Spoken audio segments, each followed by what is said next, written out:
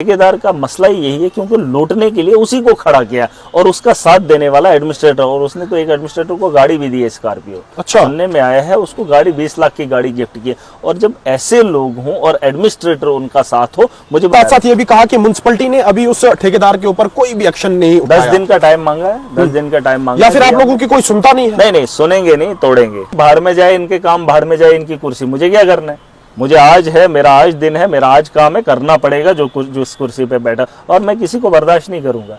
इनको लगता है, मैं बार बार यही समझा रहा हूँ, ब्यूरोक्रेट का अपना काम है, पॉलिटिशियन का अपना काम है, लोगों का अपना काम, और सबका काम आवाम की बेहतरी और मुल्क की बेहतरी। जो जहां बनता है दबोचना, उसे वहीं पे दबोच दो।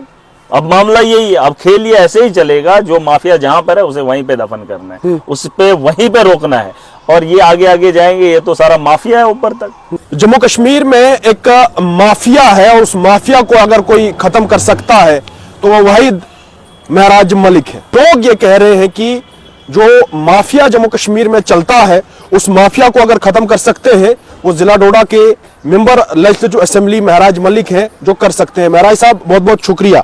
बेशक इस तरह की बातें देखने को मिल रही है कि अगर माफिया को कोई खत्म कर सकता है वो वाहिद महराज है, लेकिन क्या ये माफिया आपको सिर्फ डोडा के उस म्युनिसिपैलिटी में देखने को मिला? क्या यहाँ पे माफिया एजुकेशन में नहीं है? क्या माफिया हेल्थ में नहीं है? क्या बाकी चीजों में माफिया आप लोगों को देखने को नहीं मिल रहा है? बात हुई है, अड्डे से शुरुआत हुई है, लॉरी अड्डे से शुरुआत हुई है। ऐसा नहीं है कि माफिया सिर्फ इसमें है, माफिया जगह जगह है, और ये ऐसा भी नहीं है कि खिताई चनाब में है। हाँ। देश के मुझे लगता है बहुत सारी जगहों पे है, और जम्मू कश्मीर की जगह जगह पर है। चाहे आप जम्मू की बात करें, कश्मीर की बात करें, या चिनाब वैली की, या पीर पंजाल की, यहाँ पर जगह जगह माफिया है। रेत का माफिया है, एजुकेशन का माफिया है, हेल्थ का माफिया है। अगर आप देखेंगे बारीकी से तो जगह जगह पर माफिया आपको देखने को मिलेगा। लेकिन इसको कंट्रोल करने के लिए आवाम की बेहतरी का दर्द होने वाला, रखने वाला वही इंसान इसके खिलाफ खड़ा हो सकता है, और वही आदमी इन चीज़ों को रोकने के लिए अहल है। क्योंकि बड़े बड़े लोग जो हैं इस कारोबार के साथ जुड़े हुए हैं, चाहे पॉलिटिशियन है, चाहे ब्यूरोक्रेट है। और जब बड़े बड़े लोगों का इन माफियाज के साथ उठना बैठना हो, तो आम आदमी अपनी गुहार किससे लगाए? और ये लोग क्या करते हैं, ये सीधा कोर्ट का रुख करते हैं, और एक आम आदमी कोर्ट जाने से डरता है। और इन लोगों को रोकने के लिए जिस तर्ज पे वो लोग आते हैं, उस तर्ज पे आवाम को खड़ा होना पड़ेगा, और इस माफिया को रोकने का एक अहम रोल अदा करेंगे। और मैं आपको ये जहां देखने को मिला कि आप डायरेक्ट ठेकेदार के खिलाफ खड़े हो गए, आप एडमिनिस्ट्रेशन को इस बात की जो है वो भनक दे देते कि जनाब यहाँ पे ऐसा चल रहा है, लेकिन ठेकेदार का क्या उधर कसूर है? मैं सबसे पहले ये समझना चाहूंगा, ठेकेदार ने कॉन्ट्रैक्ट लिया, ठेकेदार ने म्युनिसिपैलिटी से कॉन्ट्रैक्ट लिया, वो कॉन्ट्रैक्ट के हिसाब से काम देखिए, उस आदमी ने कॉन्ट्रैक्ट आज से पहले भी लिया है 17 से, और लगातार जब उसने कॉन्ट्रैक्ट लिया है, और लाइबिलिटी उसको लाखों की है, और और एक ही फैमिली ने कई बार कॉन्ट्रैक्ट उठाया, और जो भी डिफॉल्टर रहा है, ब्लैक लिस्टेड हुआ है, उसके पास लाइबिलिटी लाखों की है, और उसने वो दिया नहीं, और उसी एक ही फैमिली से, और एक ही फैमिली ने वो ठेका लेके रखा है, और उस पर सरकार, वहाँ के गवर्नमेंट जो है, वहाँ पे वो जो म्युनिसिपैलिटी के लोग हैं उस पर कार्रवाई नहीं कर रहे हैं। और इवन कि आज की डेट में जो मामला पेश आया, उसमें वो एक कानून बनाया है, म्युनिसिपैलिटी के लोगों ने खुद लिखा है उसमें कि अगर एक्स्ट्रा चार्ज ये करेगा, तो उसको पर जब चार्ज करेगा किसी भी एक आदमी को या किसी भी एक गाड़ी को, तो उसको 5000 पेनल्टी पड़ेगी। लेकिन उस पर अभी तक कार्रवाई नहीं किया, खाली वो कानून लिखा है, उसे इम्प्लीमेंट नहीं किया है। और वो कानून भी इम्प्लीमेंट कौन करेगा? वही एडमिनिस्ट्रेटर, वही चेयरमैन जो उस कमेटी के मेंबर है। और उन लोगों को अगर पता है, और वो लूटने उसे दे रहे हैं, शरेआम लूट खसूट का बाजार गर्म हो रहा है, तो उस चीज से तकलीफ हो रही है। ठेकेदार का मसला ही यही है, क्योंकि लूटने के लिए उसी को खड़ा किया, और उसका साथ देने वाला एडमिनिस्ट्रेटर, और उसने तो एक एडमिनिस्ट्रेटर को गाड़ी भी दी है स्कॉर्पियो। अच्छा, सुनने में आया है उसको गाड़ी 20 लाख की गाड़ी गिफ्ट की। और जब ऐसे लोग हों और एडमिनिस्ट्रेटर उनका साथ हो, मुझे बताओ आवाम किससे गुहार लगाएगी डिस्ट्रिक्ट में? डीसी के पास, म्युनिसिपैलिटी के एईओ के पास, इन्हीं के साथ, और या तो वो जो वहाँ का ठेकेदार है उसी के पास जा सकती है, एसएसपी के साथ पास जा सकते हैं। डिस्ट्रिक्ट के अंदर यही तो लोग हैं जिनके पास एक आम आदमी अपनी गुहार आखिर में लेके जाता है, या तो उसके बाद फिर यहाँ पर आएगा, ड्यूकम से लगाएगा, या चीफ सेक्रेटरी से, जो भी लोग हैं यहाँ पर बैठे उनसे। लेकिन फिलहाल डिस्ट्रिक्ट के अंदर ये 3-4 लोग हैं जिनके पास एक आम आदमी अपनी ग्रीवेंस लेकर जाता है। लेकिन अगर ये 4 लोग और वो ठेकेदार मिलकर आवाम को लूट रहे हैं, उनकी कोई सुनता ही नहीं है, तो लोग किसके पास जाएंगे? लेकिन जो तरीका आपको देखने को वहां मिला, घसीट लो, डंडे पकड़ लो, ये तरीका मुझे लगता है अच्छा नहीं। वो इसलिए है क्योंकि ड्राइवर जब नहीं देना चाहता है, तो उसे बताया जाता है गाड़ी से चाबी निकाल लो, गाड़ी साइड लगाओ। है ना। तो जब उससे डराया जाता है, धमकाया जाता है, वो देने पे मजबूर होता है। साफ तौर पर जिस तर्ज पे वो आते हैं हाँ, उसी तरफ हाँ, मैंने इनको कहा है जिस तर्ज पे आएगा उस तर्ज पे उसको सबक सिखाना पड़ेगा। हाँ, कानून दायरे में जो चीजें आती हैं उनमें लीगल तरीके से चलना है और सबको चलना पड़ेगा। वहाँ पे रेत के क्रशर हैं, आपने नहीं देखा, कुछ बंद किए हैं, अभी कुछ बंद करने बाकी है। वहाँ पे किसी को भी जो है एनओसी नहीं है, किसी को परमिशन नहीं है। और अगर आप जम्मू कश्मीर में देखेंगे कोई भी रेत का या ये बजरी का क्रशर कोई लीगल है ही नहीं। यहाँ पे माइनिंग लीगलाइज है ही नहीं, लेकिन इलीगल चीजों को लीगल कर दिया है।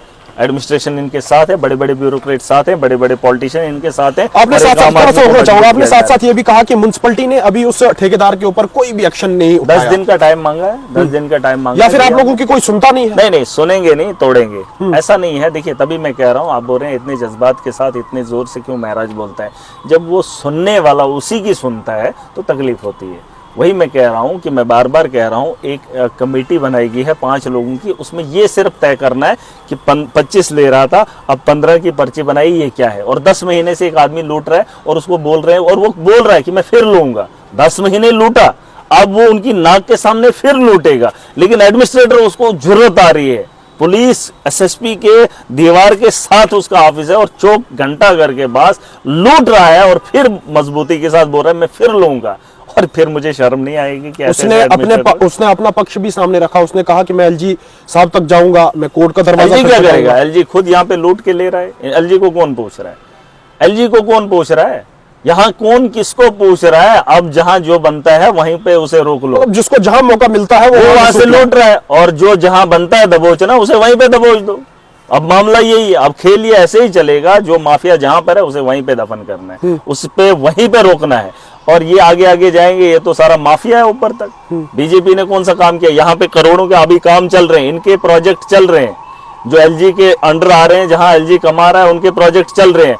हमारे यहाँ आज रिलीज आई है दिसंबर में, कैपेक्स के पैसे की रिलीज आज आई है, और इनके प्रोजेक्ट कहाँ ये पुल बना रहे हैं, कहाँ ये डंगा लगा रहे हैं, कहाँ ये ठेकेदारी कर रहे हैं, कोई पूछ नहीं रहा है। धड़ाधड़ पैसा निकाल रहे हैं, और जम्मू कश्मीर को इन्होंने कमाने का एक हब बनाया है। बीजेपी वालों ने इसको जो यूटी बनाया है, और यूटी में जो कंट्रोल एलजी को दिया है सिर्फ कमाने के लिए। लेकिन माना ये भी जाता था, माना ये भी, मैं थोड़ा सा, ये सारा खेल जो है, सारी बातें सामने हैं, लेकिन माना ये भी जाता था कि जब जम्मू कश्मीर में सरकार बनेगी तो सारा कुछ बदलेगा।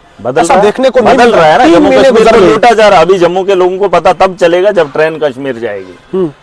जम्मू के लोगों को तब पता चलेगा जब कश्मीर ट्रेन जाएगी। अभी तो चली नहीं ना, अभी तो सिर्फ इनॉग्रेशन हुआ है, और जिस दिन इनॉग्रेशन पूरा हो गया तो जम्मू के लोगों को तब एहसास होगा कि ये ट्रेन जा कहाँ रही है।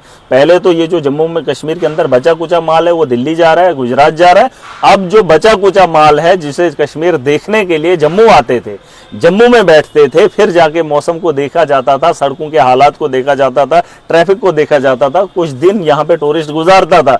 अब सीधा बाई ट्रेन जब कश्मीर जाएंगे तो यहाँ पर इन लोगों को पता चलेगा, एहसास होगा कि जम्मू कश्मीर में वो चीज़ें क्यों ज़रूरी थी, भाजपा का शासन क्यों नहीं ज़रूरी था। और ये भी बड़ी बात नहीं है, 240 पे अटके हैं। जिस तरह पे इन्होंने महाराष्ट्र में तोड़ किया है, जिस तरह पे जम्मू कश्मीर में तोड़ लाना चाहते, इनको भी तोड़ने वाले बड़े लोग बैठे। आखिर में ये पूछना चाहूंगा कि आपने पब्लिक दरबार की, आपने एडमिनिस्ट्रेटिव ब्लॉक के जो लोग हैं उनको साथ रखा, और उसके बाद लोगों की मुश्किलातें सुनी। क्या जम्मू कश्मीर में वाहिद एक ही महराज मलिक एमएलए हैं? बाकी एमएलए कहाँ हैं? वो लोग नहीं है, ये उन लोगों से सवाल पूछेंगे तो अच्छा होगा, तभी तो हम 90 में अलग हैं। अगर हम 90 में अलग नहीं होते तो काम करने का तरीका अगर इन्हीं की तरह होता तो फिर हम थोड़ी ना होते, फिर तो एमएलए हमारी जगह भी वही होते, उन्हीं के लोग होते।